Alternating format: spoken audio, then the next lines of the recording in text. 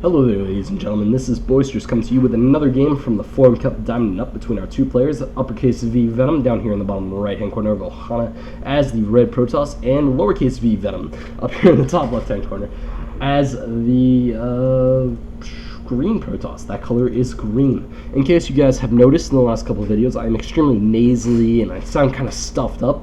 But that is because it's allergy season, and my body is it's trying to kill me whilst using the outside world as a reason for that murder. It's of course trying to pin the murder on the outside world. As I realize that my AC is on, and I just roll back real fast to turn it off so that I can eliminate a lot of background noise, because I love you guys. I will sit in heat rather than watch you suffer through noisy replays. And of course we have uppercase V Venom going for a pylon at the front because he is one of the world's most notorious cheesers. And so far every game he has done some form of this. My guess is he is now going to drop a gateway, and then in about, 30-45 seconds, he's probably going to drop a forge. Now of course he might delay it for like 2 minutes and drop the forge at his main base. However, he's most certainly going to be dropping it. We do have lowercase v Venom slowly adapting to this sort of gameplay and really getting out his gateway slightly faster in every game. He's cutting like a probe or so every game, which is of course very smart when you are, yet again, against one of the world's most notorious cheesers. Uppercase v Venom, if you ever see him on the ladder, he is going to cheese you. Run and hide. Protect all of your children. We have lowercase v Venom going for his double gateway play. So he's going to have his double gate out actually faster than uppercase v Venom. I'm not sure what our red Protoss. I'm just going to stop saying uppercase v Venom and lowercase v Venom because that sounds pretty awful. And I'm not sure what our red Protoss is going to plan on doing at this point, because he really does not have any sort of advantage at all. His 2-gate is going to be much slower. He does not yet have a forge producing. He doesn't have gas yet. He's basically behind in every facet of the game at this point, it's not a good position to be in when you are trying to cheese somebody. We do have this second Zealot on the way getting chrono boosted out. This original Zealot is going to be running into the probe line trying to get a couple of kills. Of course, it's going to get surrounded and taken out. It might get 2 probes. Alright, 2 probes is actually pretty good for a Zealot. I won't lie, that is a reasonable amount of probes for one Zealot. And it looks like uppercase v Venom kind of wants to transfer this into an actual game. I'm impressed by his maturity. That's pretty awesome. I applaud you, red Protoss. Uppercase v Venom. It's very awesome. Actually, I might not even say red Protoss. I might say red Venom and green Venom. But again, that also sounds extremely annoying and kind of hard to do, hard to remember.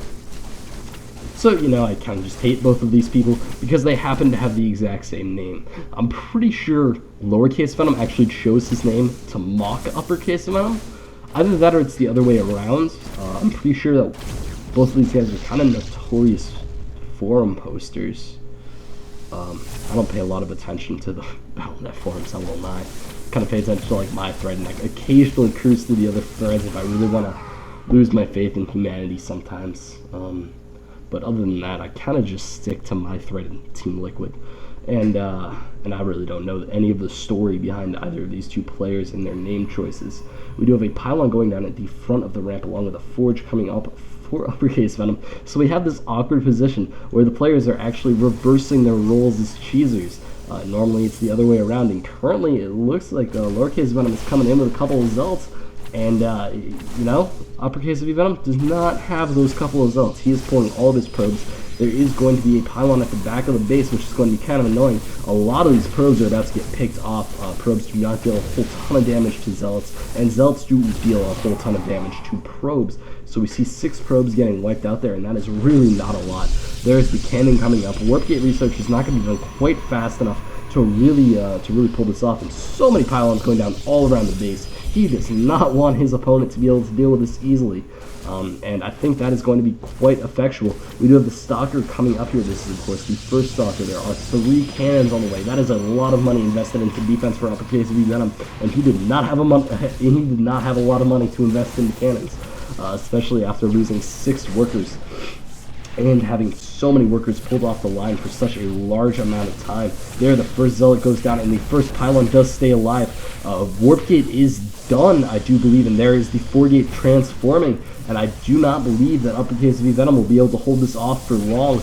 There goes one pylon, and here comes the warp in of 4 Stalkers, and these 4 Stalkers are of course just going to dodge to the side and begin targeting down these probes. There will be absolutely no mining for Uppercase V Venom, and he does not have nearly enough resources to do anything about this. At this point, you know, Uppercase V Venom is just going to be able to craft units and send them on up to the front until he has enough to overflow that position. There is a lot of probes. There is a nice surround, a good amount of attacking probes. However, he's just going to lose so many. He's up to 18 probes killed. He might, in fact, lose every probe here. It'll be close. It'll be close. I think a couple of probes are going to get out. However, the economy is just going to be so crippled, and I would not be surprised to see an attack coming out basically in the next 30 seconds. The last Stalker does fall, which is kind of annoying, because if that Stalker had survived, he would have been able to plant a pylon here and then just warp into the main base. But that would have required a bit more kiting, which is kind of annoying. And there is the GG from Venom. So Venom accepts his loss, and we are now up 2-1 with lowercase Venom in the lead. If you guys would like to check out any other games from this series, or any other games from the tournament, or any of the other games I've casted in my lifetime, you can go over to youtube.com/user/BoisterousSC2. And also, if you would like to get your games commentated, you can send them on into boisteroussc2@gmail.com.